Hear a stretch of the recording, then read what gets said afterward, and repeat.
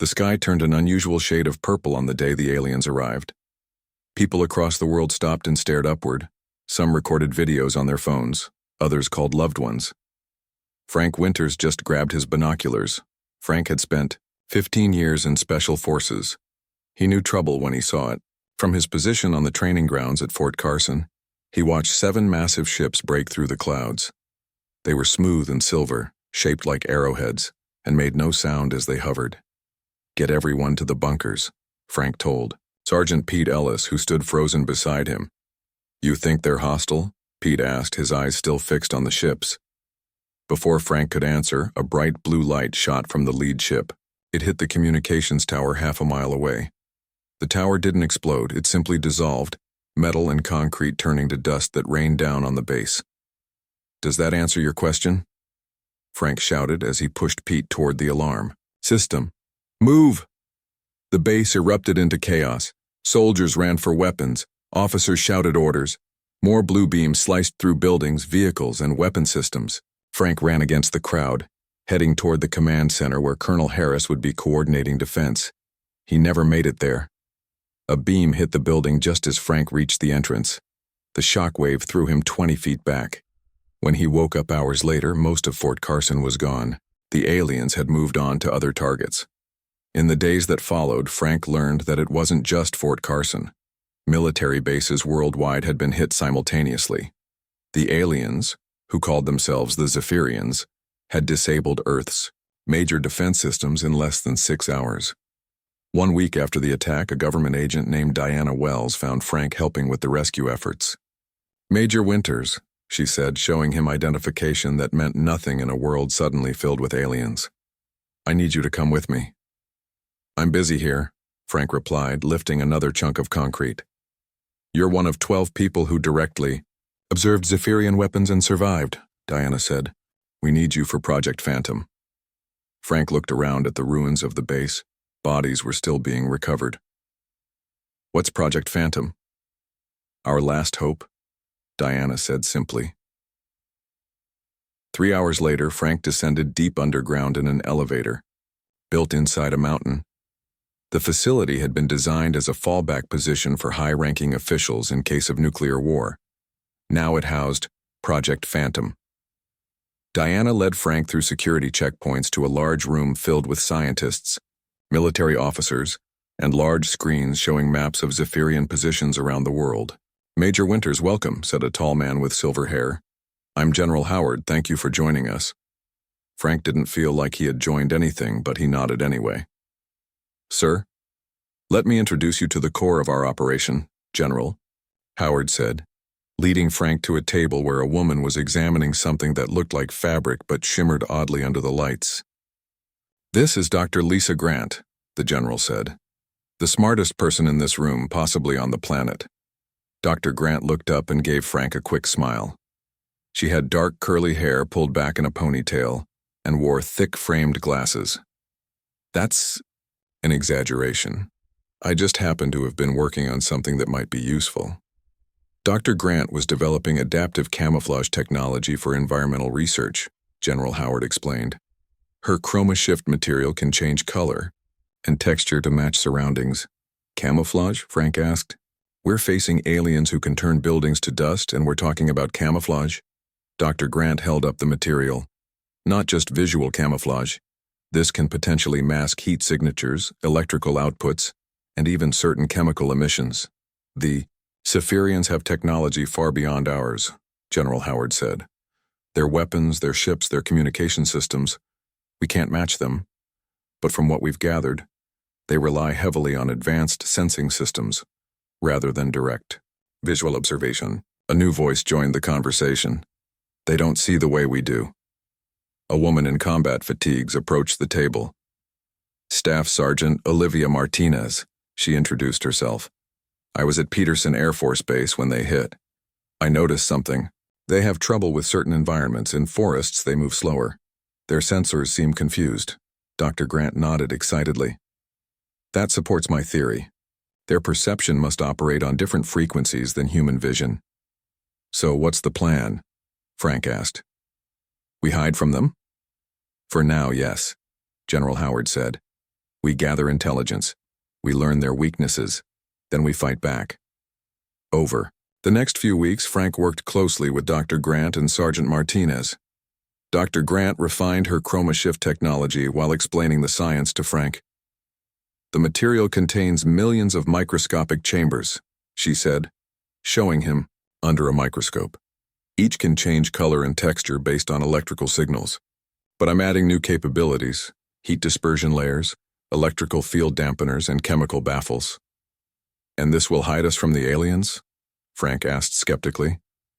That's what we're going to find out, Dr. Grant said with a determined look.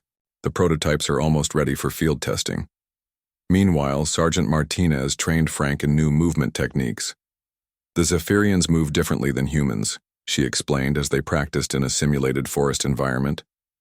They're more rigid, more predictable. If we learn to move like Earth animals, unpredictable, adaptive, we might gain an advantage. 1 month after Project Phantom began, reports came in from around the world. The Zephyrians were establishing ground bases. They had landing zones in every major country. Their forces were spreading out from these bases, setting up smaller outposts. They're preparing for long-term occupation, General Howard told the team during a briefing. They think they've neutralized all major threats. They're wrong, Frank said, looking at the prototype chroma shift suit hanging on the wall. It looked like a wetsuit made of shifting colors. Tomorrow we test it, Dr. Grant said. If it works, we'll have something they don't expect. And what's that? Asked Martinez. Frank answered before Dr. Grant could. An enemy they can't see. That night Frank couldn't sleep. He stood at the window of his underground quarters, looking at a screen that showed the surface above. The Zephyrians had set up an outpost just 10 miles from their hidden facility. Their ships occasionally passed overhead, scanning the ground with sweeping blue lights. Frank thought about everything he had lost: his friends at Fort Carson, his apartment in Colorado Springs, the world as he knew it. But for the first time since the invasion, he felt something new growing inside him: hope. Tomorrow, they would begin to fight back. The aliens had superior technology, weapons that could turn buildings to dust and ships that could cross the stars. But they had never faced humans before. They had never encountered a species that had perfected the art of adapting, of turning disadvantages into strengths. The Zephyrians didn't know it yet, but they had made a terrible mistake coming to Earth. They thought they were the hunters. They were about to become the hunted. Frank, Olivia, and Sam huddled in the small escape shuttle as it hurtled toward Earth. The Zanari mothership grew smaller behind them, its massive form now surrounded by dozens of smaller vessels moving into attack formation. Frank gripped the controls tightly, his military training the only thing keeping panic at bay. They jammed all communications, Sam said, frantically working the radio controls. I can't reach Earth Command or anyone else. Olivia stared at the tablet in her hands, replaying the recorded footage of the diplomatic meeting. Look at this again, she said. See how the Zanari reacted when Ambassador Johnson stood completely still during the formal greeting? They immediately became agitated. Frank glanced over. You think their attack was triggered by us standing still? It's a theory. Every time one of us stopped moving, they showed signs of alarm. Olivia zoomed in on a Zanari face. Their eyes. They're constantly moving, tracking everything in the room that moves. The shuttle broke through Earth's atmosphere, rattling violently. Frank guided it toward the Montana wilderness, away from population centers. We need to reach the burrow. It's our best shot at warning everyone. 3 hours later, they stood inside the underground military facility known as the Burrow. General Patricia Moore looked grim as she studied the footage from the diplomatic mission. So they attacked without warning, she said. And you three are the only survivors. Yes, ma'am, Frank replied. And we believe the Zanari fleet is preparing for a full-scale invasion. Olivia stepped forward. General, I have a theory about why they attacked. The Zanari may only be able to see movement. The room fell silent. General Moore raised an eyebrow. Explain. Olivia played back the footage again. Notice how their eyes constantly track moving objects. When our delegation stood still during the formal greeting, the Zanari became agitated, even hostile. I believe they may have evolved as movement-based predators. Sam nodded. It makes sense. Their language has dozens of words for different types of movement, but almost none for stillness. I thought it was just a cultural difference. General Moore frowned. You're suggesting they can't see things that don't move? Not exactly, Olivia replied. I think they can detect that something exists but can't process its details without movement. It would explain why they attacked. They might have seen our stillness as a threat or deception. The general tapped her fingers on the table. If you're right, this could be important. I want this theory tested immediately. Within hours, a makeshift laboratory was set up. Ben Harper, the facility's lead intelligence analyst, joined them. We've got the first scans of the Zanari ships, Ben said, pulling up images on the main screen. They're systematically moving around major cities, but they haven't attacked yet. Looks like they're gathering intelligence. Frank studied the patterns. Classic invasion preparation. They're mapping our defenses before they strike. In the laboratory, Olivia worked with a team of scientists to test her theory. They analyzed the visual spectrum of light captured in the diplomatic footage and compared it to known patterns of vision across Earth species. Their eyes have 4 types of cone cells instead of our 3, she explained to the others. And the structure suggests hypersensitivity to motion. Look at this brain scan we captured from the footage. The visual processing center lights up intensely when tracking movement, but barely registers static objects. A lieutenant rushed into the room. General Moore, we have confirmed Zanari landings in remote areas of Asia, Africa, and South America. They're establishing beachheads, Frank said, starting with less populated areas to build up forces. How good is their technology? General Moore asked. Ben pulled up more images. Far beyond ours, energy weapons, advanced armor, force fields. A direct confrontation would be suicide. Olivia's tablet beeped with test results. We have confirmation, she said, excitement in her voice. We tested visual patterns against the Zanari biological samples we collected during the diplomatic mission. They process visual information fundamentally differently than humans. Stationary objects fade from their perception after a few seconds. Like a visual version of how we tune out constant background noise? Sam asked. Exactly. On their home planet, nothing ever stays completely still. Even plants are in constant motion due to high winds and seismic activity. They never evolved to perceive stillness because it didn't exist in their environment. General Moore leaned forward. So if our soldiers remained completely still, the Zanari might not see them at all, Olivia finished, or at least would have trouble tracking them precisely. Frank stood up. We need to test this in the field. Agreed, said General Moore. But we need a controlled environment first. They set up a test chamber with surveillance cameras. A volunteer soldier entered and stood perfectly still behind a transparent barrier. When 3 captured Zanari scouts were brought in, they scanned the room but showed no reaction to the motionless human. They don't see him, Ben whispered, even though he's right there in plain sight. When the soldier moved slightly, all 3 Zanari immediately turned toward him, eyes fixed on his position. This changes everything, General Moore said. We can't match their technology, but maybe we don't have to. Planning began immediately. Maps of Zanari landing sites were updated in real time as more ships descended to Earth. Major cities began quiet evacuations, moving civilians to underground shelters while leaving behind volunteer forces. The problem is that humans naturally make small movements, Olivia explained. Breathing, blinking, slight muscle tremors. The Zanari might still detect these. Howard Lewis, the facility's lead engineer, joined the team. I think I can help with that, he said, laying out designs on the table. Special suits that can minimize involuntary movements. Respiratory dampeners, thermal masking, even slight visual distortion fields. How quickly can you produce them? General Moore asked. With all hands on deck, maybe a week for the first batch. Frank shook his head. We don't have a week. The Zanari are moving faster than expected. Sam, who had been quiet, looked up from his tablet. I've been studying more of their language patterns from the diplomatic recordings. The Zanari have no word for ambush or surprise attack. They always announce their presence before engaging. It's deeply ingrained in their military doctrine. They're following protocols, Ben realized. Specific invasion sequences they've used, successfully before. Olivia smiled for the first time in days. Which means they're predictable, and they have absolutely no concept that we might be able to hide in plain sight. General Moore stood up. Then we have our advantage.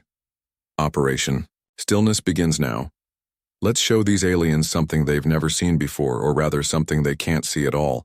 The abandoned military base in eastern Colorado stood quiet under the afternoon sun.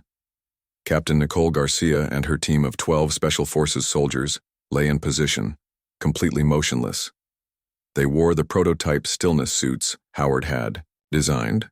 Thin, flexible garments with built-in supports at key joints to help maintain position without muscle fatigue. Remember, Nicole had told her team during the briefing, absolute stillness is our only weapon. The respiratory dampeners will handle your breath. The thermal masking will hide your body heat. But if you move, even slightly, they will see you. Now, they waited. Intelligence had confirmed a Zanari scouting party would pass through this area. This would be the first real-world test of Operation Stillness.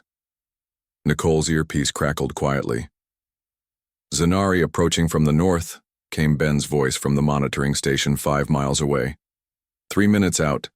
Comms going silent now. Nicole took a final deep breath and activated her suit's respiratory system. It would recycle her air with minimal chest movement. Then she froze in position, lying flat against the ground near the base entrance, her rifle perfectly still in her hands. The ghoul, Zanari appeared over the ridge. 4 tall, muscular aliens with mottled green-gray skin moved with remarkable fluidity, almost like liquid flowing across the landscape. Their large eyes constantly darted around, scanning for movement. They carried weapons that looked like a cross between rifles and living organisms. Nicole remained absolutely still, not even allowing her eyes to follow the aliens. In her peripheral vision, she saw the Zanari approach the base entrance. They moved right past her position, so close that one alien's foot landed just inches from her hand. The aliens entered the base, communicating with clicking sounds and hand gestures. Nicole could hear them moving through the buildings, searching. 10 minutes later, they emerged, looking frustrated. One made a series of rapid clicks that, even without translation, clearly conveyed annoyance. The Zanari scouts left, heading toward the mountains. Only when Ben's voice came through her earpiece. 30 minutes later did Nicole finally move. They're gone, 5 miles out and moving away. Operation successful. Nicole sat up slowly, her muscles stiff from the prolonged stillness. Her team gradually rose from their positions, from behind vehicles, lying in open ground, and even one who had been standing perfectly still against a wall the entire time. They walked right past us, said Rick Evans, Nicole's second-in-command. They looked straight at Jones and didn't see him. Nicole nodded. The theory works. Now we need to scale it up. Back at the Burrow, the success of the Colorado test changed everything. General Moore immediately authorized full implementation of Operation Stillness. Howard's engineering team worked around the clock to produce more stillness suits. We can't outfit everyone, Howard explained during the planning meeting. But we can create enough for strategic personnel in major cities. Frank studied the invasion projection map. The Zanari have established footholds in remote areas. Based on their movement patterns, they'll begin urban operations within 3 days. Then we have 3 days to prepare our cities, General Moore said. She turned to Olivia. How long can the average person maintain the necessary stillness? Without the suits, maybe 2 minutes with training, Olivia answered. With the suits, we've seen people maintain position for up to 4 hours in testing. Sam had been working with communications teams to develop protocols. We're setting up vibration-based communication systems.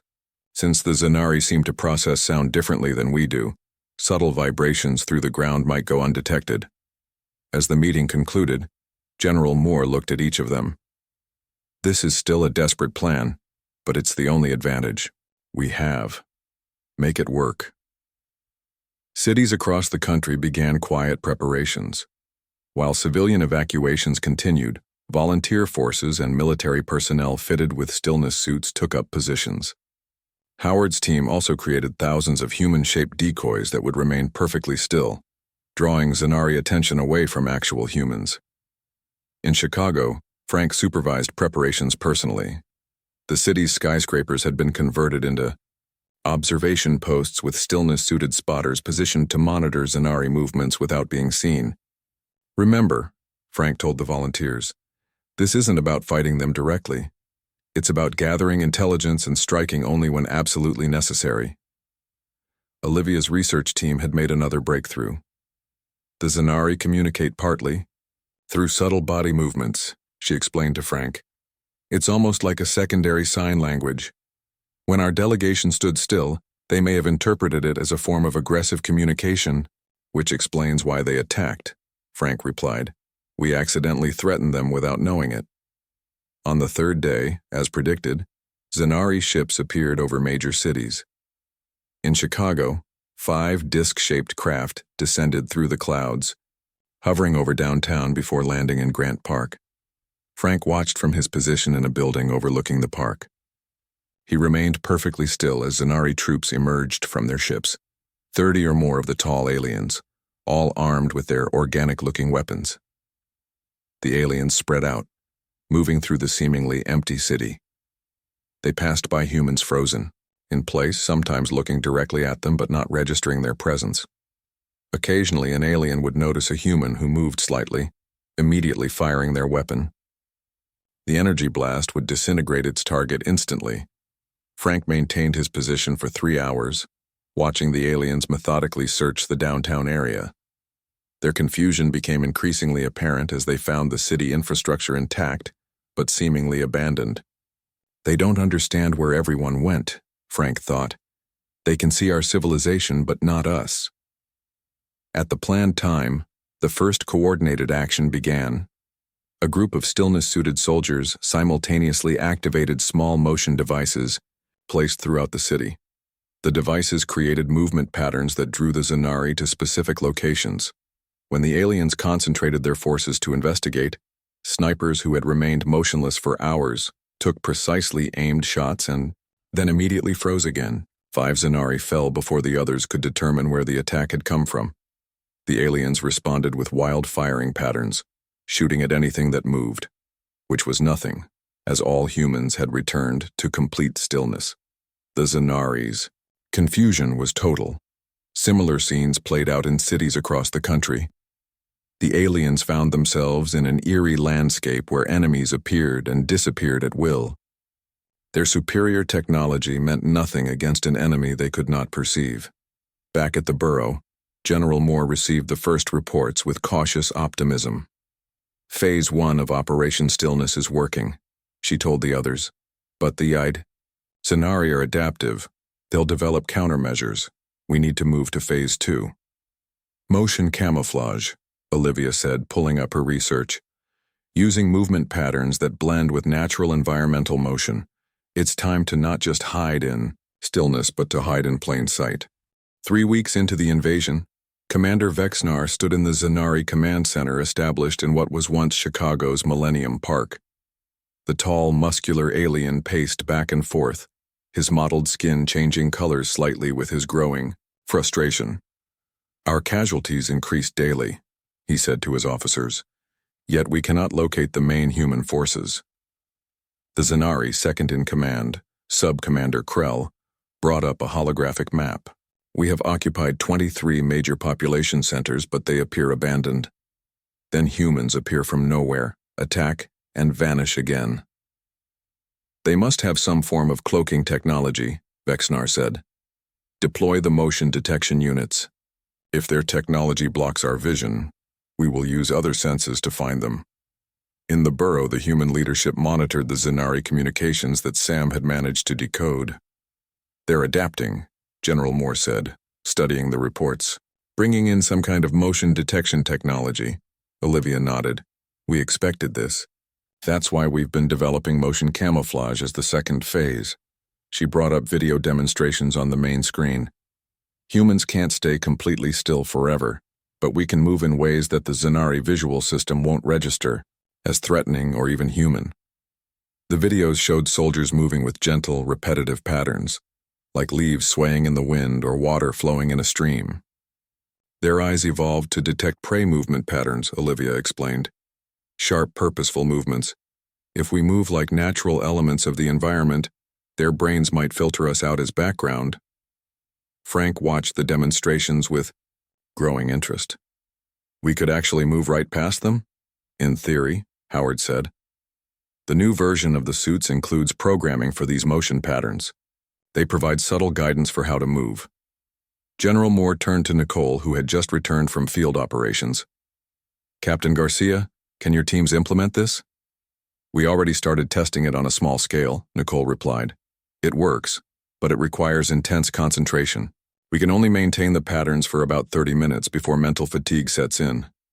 It's still an advantage, Frank said, and we need every advantage we can get. The Zanari have established a main command center in Chicago. If we could infiltrate it. That would be suicide, Ben interrupted. They've fortified the area with their advanced technology. Not if they can't see us coming, Frank countered. General Moore studied the maps. A small team using both stillness and motion camouflage might be able to infiltrate. What would be the objective? Intelligence, Frank said immediately. Their command systems must contain data on their fleet positions, defensive weaknesses, communication protocols, information we could use to coordinate a larger strike. After hours of debate, the mission was approved. Frank would lead a small team including himself, 4 of Nicole's best soldiers, and a technical specialist to infiltrate the Chicago Command Center. Meanwhile, Sam continued his work on Zanari language and communication. He burst into the planning room one morning, excitement clear on his face. I've made a breakthrough, he announced. I've been analyzing every word in their language, and I discovered something amazing. They have no word for stillness or immobility at all. Nothing? Olivia asked. Nothing, Sam confirmed. The closest concept they have translates roughly to temporary pausing between movements. They literally cannot conceptualize something, being completely still. It doesn't exist in their worldview. This revelation reinforced their strategy. The team spent 2 days practicing motion camouflage techniques before setting out for Chicago. They approached the city at night, though it made little difference to the Zanari, whose vision worked equally well in darkness. Frank led the way, moving with the practiced pattern of flowing water when they needed to move, and becoming completely still when Zanari patrols passed nearby. The aliens had set up motion detection devices throughout the city, but these were calibrated for typical human movement patterns. The slow rhythmic motions of Frank's team registered as environmental background noise. 3 miles from the command center, they encountered their first major obstacle, an open plaza with no cover and constant Zanari activity. No amount of stillness would get them across unseen. We'll use the water pattern, Frank whispered to his team. Move as slow as flowing water. Stay in sync with each other. They began crossing the plaza, each step taking nearly a minute as they glided across the open space. A Zanari patrol walked directly past them, the aliens' eyes scanning constantly for movement but failing to register the humans moving like gentle currents. It took 4 hours to cross the last mile to the command center. Once there, they used stillness to hide while observing the facility's patterns. The main control room was on the 3rd floor, accessible through a series of guarded corridors. We need a distraction, Frank said. One of Nicole's soldiers, Alan Reeves, set up small motion devices they had brought. When activated, these would create rapid movement patterns in different locations, drawing Zanari attention away from their path. The plan worked. As alarms blared and Zanari guards rushed toward the false movement signatures, Frank's team slipped into the command center. They reached the main control room to find it temporarily emptied except for a single technician. The technical specialist on their team, Diane Harper, moved to the Zanari equivalent of a computer terminal, while the others secured the room. Working quickly, she began downloading data while Frank stood guard. Their entire command structure is here, Diane whispered urgently. Fleet positions, communication protocols, even override codes for their ship's systems. Frank nodded. How much longer? 2 minutes to complete download. Suddenly the door slid open. Commander Vexnar himself stood in the doorway, his eyes immediately locking onto the moving humans in his command center. Frank froze instantly, becoming completely still. The Zenari commander's gaze swept past him, not registering his presence, but locked onto Diane, who was still moving at the terminal. As Vexnar raised his weapon, Frank had to make a choice: maintain stillness or save Diane. He chose action, lunging forward in a single explosive movement. The sudden attack caught the Zenari commander by surprise. Frank tackled him to the ground while shouting to Diane, "Complete the download. We need that data." The rest of the team engaged the Zenari guards who rushed in behind their commander. The element of surprise gave the humans a momentary advantage, but it wouldn't last long. "Done," Diane called, securing the data device. "Fall back to extraction point," Frank ordered, dodging an energy blast from Vexnar's weapon. The team retreated, alternating between stillness when possible and fighting when necessary. 3 of them made it out of the command center. 1 was lost in the hallway, another covering their escape at the perimeter. Frank, Diane, and Alan Reeves moved through the city using motion camouflage, pursued by enraged Zenari forces but managing to stay just ahead of them. "We got what we came for," Frank said as they reached the extraction point where a stealth vehicle waited. "This data might be enough to turn the tide." Back at the burrow, Frank handed the data device to General Moore. His face was scratched and bruised from the escape, but his eyes showed determination. "We lost Baker and Martinez," he reported. "But we got what we went for." While Ben and his intelligence team began analyzing the stolen data, Howard and Olivia studied the Zenari technology they had captured in recent weeks. "Their ships use a central command system," Howard explained during the briefing the next morning. "All vessels receive instructions from the mothership, and we now have their command codes," Ben added, pointing to the data screens. "We could potentially send our own instructions to their fleet." General Moore leaned forward. "For how long?" "Minutes at most," Howard replied. "They would detect the intrusion and lock us out."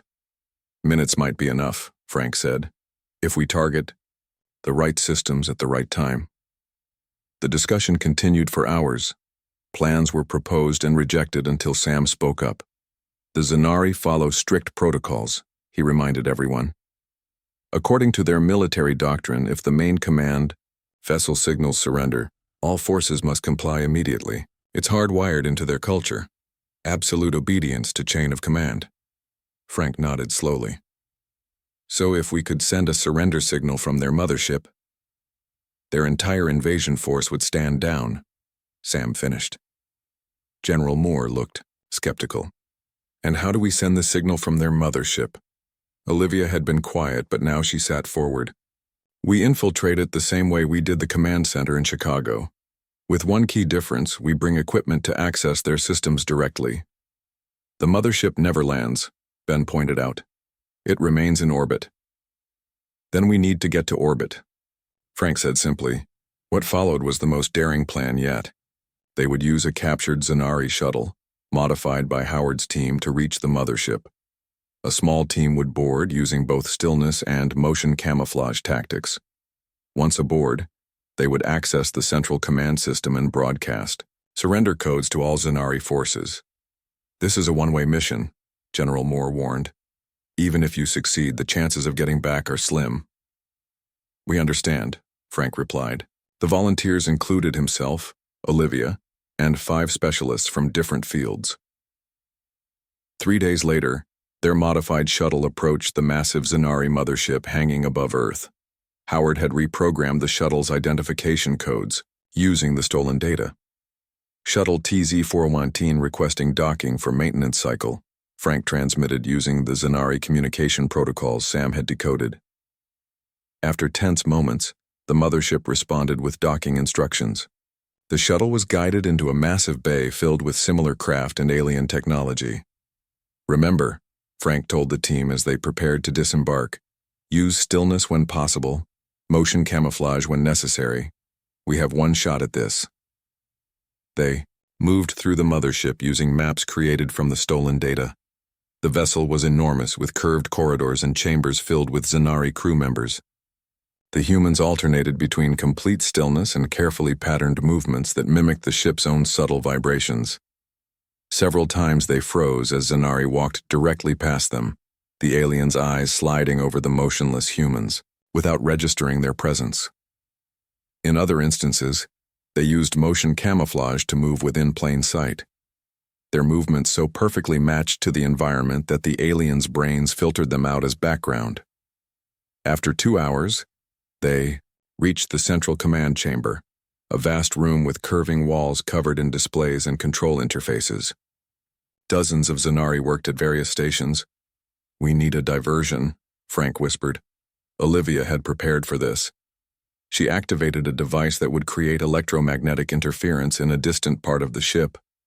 Alarms sounded immediately, and most of the Zanari rushed from the room to respond. The remaining skeleton crew was too focused on their tasks to notice the humans using motion camouflage to approach the main control interface. Howard had trained the team's technical specialist, Lisa Chen, on how to access the Zanari systems. Lisa connected her device to the alien interface and began working. "I need 3 minutes," she whispered. Frank and the others positioned themselves to guard her, remaining perfectly still to avoid detection by the few Zanari still in the room. The ship suddenly shuddered. On the main displays, Frank could see Earth forces launching a coordinated attack, the diversion General Moore had promised. "1 more minute," Lisa said, her fingers flying over her device. The door to the command chamber slid open. Commander Vexnar strode in, followed by armed guards. Unlike the other Zanari, he immediately began scanning the room carefully, his experience from Chicago having taught him to look for hidden humans. Frank remained frozen, but he could see the alien commander's eyes moving methodically across the room. When those eyes paused on Lisa's position, Frank knew their cover was blown. "Now," Lisa said, pressing a final command. All the displays in the command center suddenly changed. Alarms blared throughout the ship. Before Vexnar could act, his own communication device lit up with incoming messages from his fleet. Frank understood enough of the Zanari language now to recognize what was happening. The mothership had just transmitted surrender codes to every Zanari vessel in Earth orbit and on the ground. Vexnar roared in anger and raised his weapon. Frank lunged from his position, tackling the commander while the rest of the team engaged. "The guards, the override will only last minutes," Lisa shouted over the chaos. "Minutes is all we need," Frank replied, struggling with the much stronger alien. Throughout Earth, Zanari forces suddenly stood down, lowering weapons and retreating to their vessels.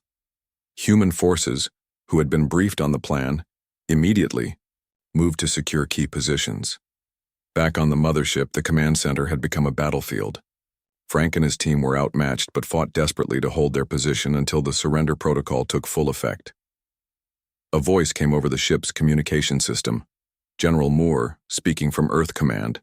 "Commander Vexnar, this is General Patricia Moore of Earth Defense Forces. Your fleet is standing down under your own surrender protocols. I suggest you do the same, or we will be forced to destroy your vessels one by one." Vexnar froze, looking at his own displays. That confirmed his fleet was indeed standing down. With Earth forces now converging on previously occupied positions and his own command protocols working against him, he had no choice. "This is not over," he said to Frank before turning to his crew. "Stand down." 2 days later, Frank, Olivia, and the surviving members of their team stood beside General Moore as Vexnar signed the formal treaty. The Zanari, for the first time in their long history of conquests, had been defeated. "The treaty recognizes humans as the Still Ones," Sam explained, having helped draft the document. "It's a term of respect in their language now." As the Zanari fleet prepared to leave Earth orbit, Olivia finished her final report on what they had learned. "Every species sees the world through the lens of their own evolution," she wrote. "The Zanari couldn't see stillness because it didn't exist in their world. Humans found power in something we take for granted, the ability to simply stand still. Sometimes the greatest strength is what others cannot see."